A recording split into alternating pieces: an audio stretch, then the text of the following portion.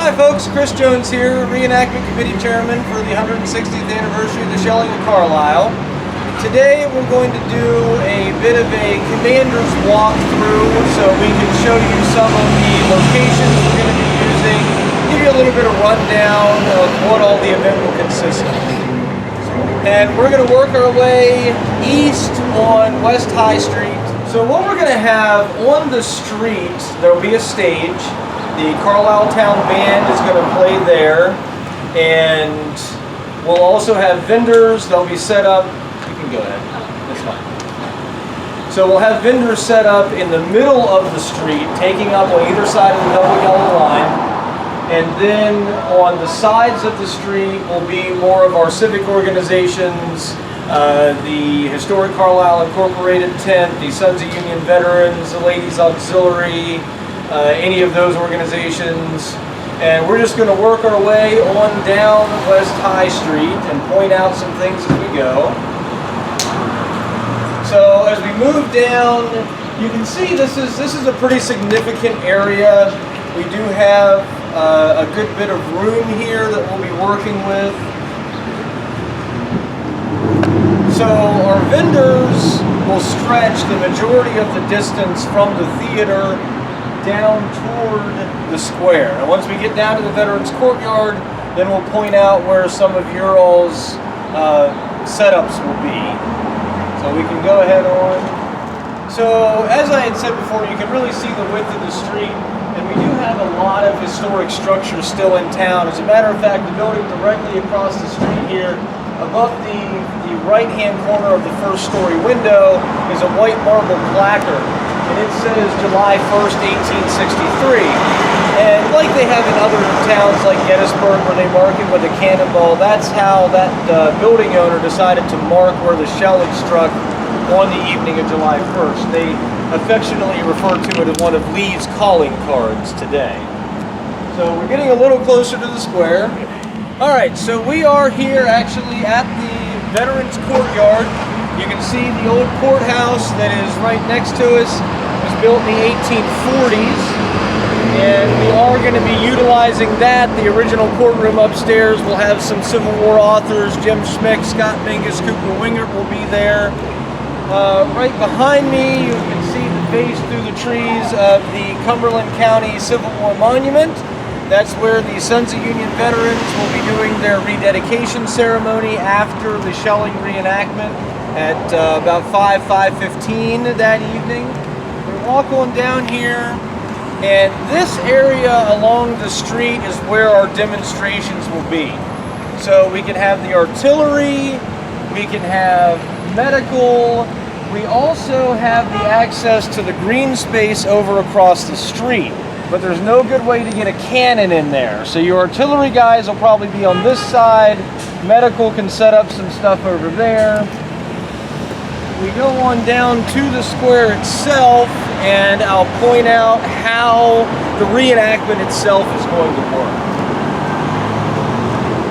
All right, so we are now here at the town square.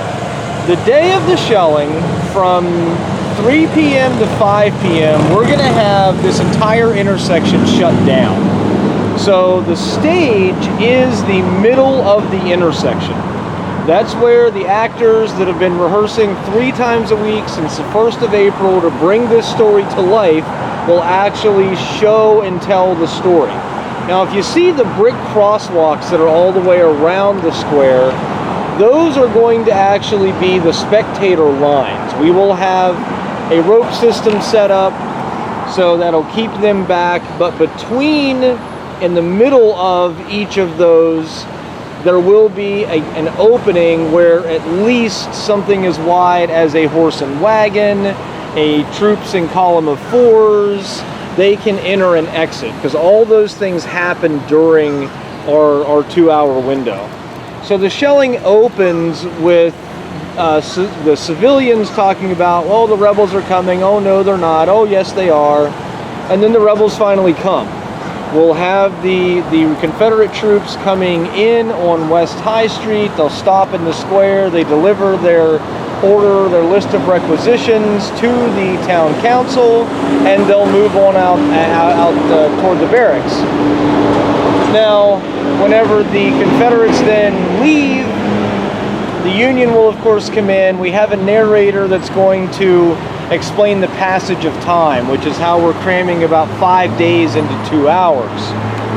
As the narrator talks, there'll be action behind him, but whenever the Union troops come in, it'll be from the direction of where that tan pickup truck is sitting now. So they'll come in and in between the St. John's and First Presbyterian Church, and they'll be heading over toward the east side of the square, stop there, and that's where they can stack arms, because there actually was a picnic in the square before the shells started falling. The citizens were so happy that the Union troops had arrived and the Confederates were gone. They brought out tables, and they had a little impromptu picnic. So we're going to do the same thing. So you'll have a little bit of free food there during the reenactment. You'll get some baked goods, you'll get some crackers and things like that. Now, once the shelling starts, then the whole thing is mayhem and confusion. So the reenactors are going to be running back over their stacked rifles. They're going to be putting back on their gear. Officers are yelling orders. And as the troops get formed up, then we'll have Union troops that exit the square north, east, and south and begin setting up a defensive line. So you'll have these troops in line for a duration toward the end of the shelling. And then, of course, the Confederate couriers will come in from Fitzhugh Lee, demanding the surrender. Baldy Smith tells them to, shell away and be damned. And we will have a sound system here, not only for mics for the actors, but we're going to do the artillery sounds via a sound system recorded from live artillery lines, thanks to Doug. And then we're also going to have a CO2 cannon down the street around the corner, and that's going to be going off periodically. We're not allowed to actually shoot in town because they did that at the 150th, and then they broke some windows. So we can't actually shoot anything. So no powder or caps for this event. As the shelling winds down, the Confederates have left. Then we have the women come out. They're going to sing a couple of verses of Rally Round the Flag.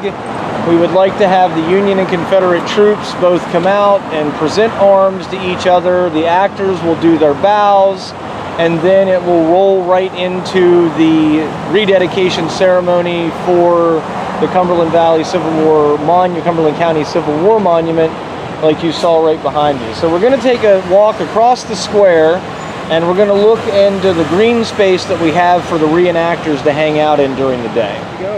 So we're right across the street from where we had just talked about the square. So the square is directly behind the camera. We are looking at the courtyard green space for the First Presbyterian Church.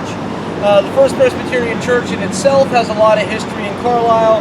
As you can see from the marker, it was erected in 1757. George Washington worshipped here in 1794 at the time of the Whiskey Rebellion. The church building itself was struck numerous times by Confederate shells. They've already started. The shelling is beginning. We're under attack by rice burners. Area, as you can see, it's very shady. It's nice, lush grass.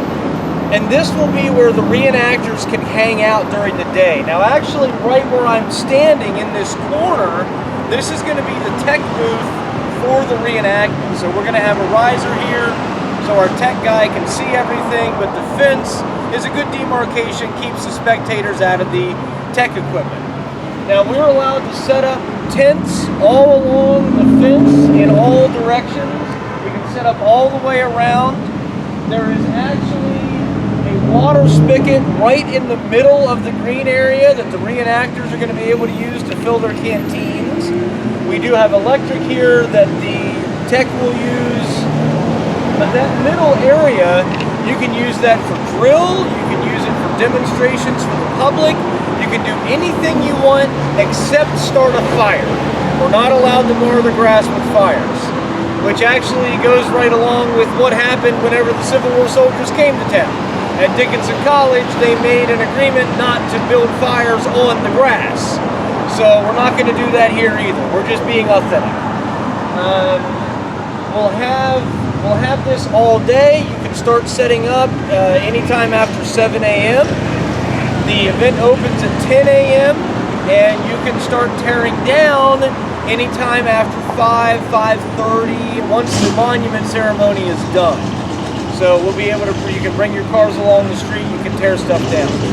You definitely don't need to bring your full camp set. The tents are just for a place you can stash your cooler, you know, toss your gear in if you want to tie it up and go walk around. You don't have to bring your whole camp setup. So what I'll need to know from you guys is how many tents you're bringing. We can probably easily fit 20 or 30 A-frames in here. Of course, that number fluctuates with the number of wall tents or flies or however you guys want to do it. Like I said, there is a lot of shade here. If your guys just want to bring the gear they're going to wear for the day, stack arms and toss it down, that's perfectly fine too. So it's however much you guys want to put into this, we'll certainly take.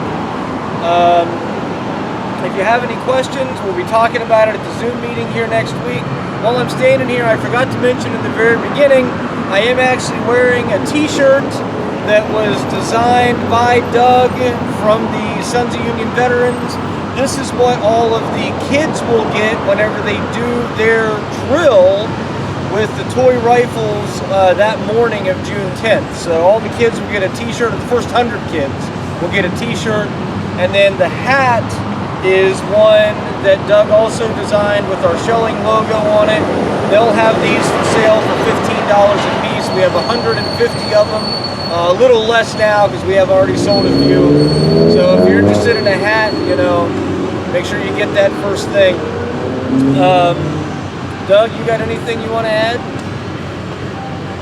No, not really. It's I think we're going to have one thing I wanted to mention is that we will cordon off part of the first block here in the intersection for certain performances and so forth.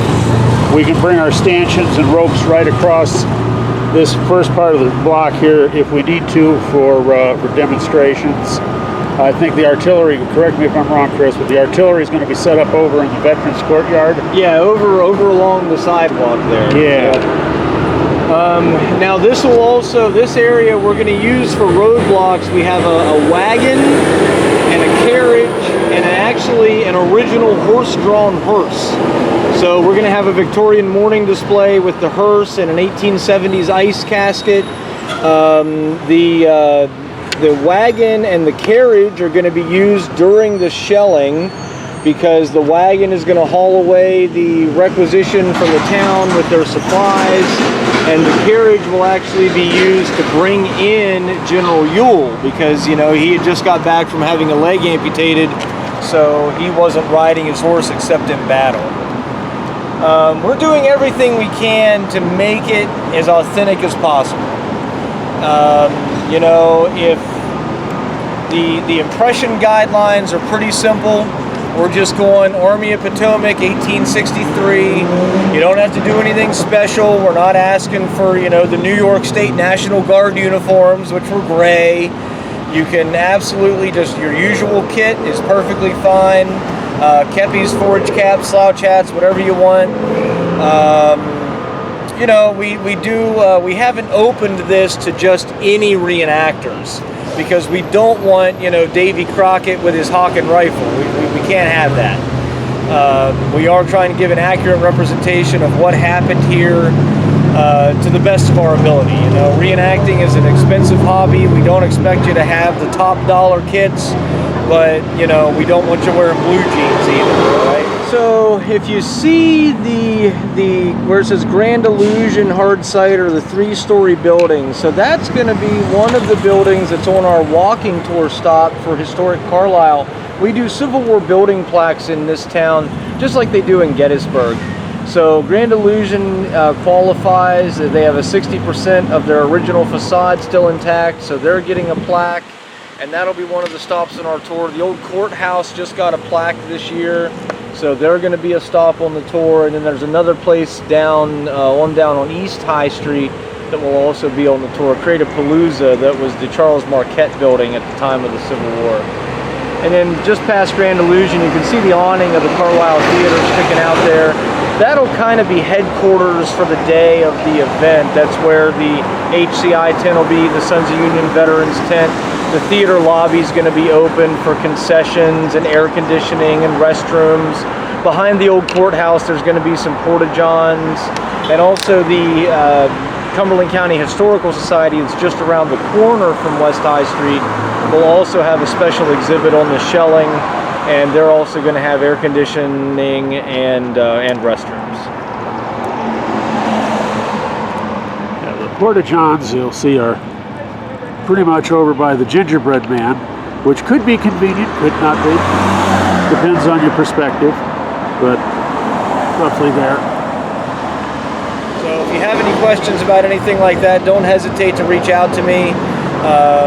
If you can get in touch with Doug and you need my contact information that way, that's fine. Or you can get me on Facebook with the Barefoot Historian. But please feel free to ask out any questions, or if you have any questions, anything to talk about during the meeting, write those down. We'll talk about them whenever we meet. If you can't make the meeting, let us know, and I'll make sure that we set up a time to talk on the phone and we can answer any questions you have. So we're looking forward to seeing everyone, and we thank you very, very much for your time and your commitment.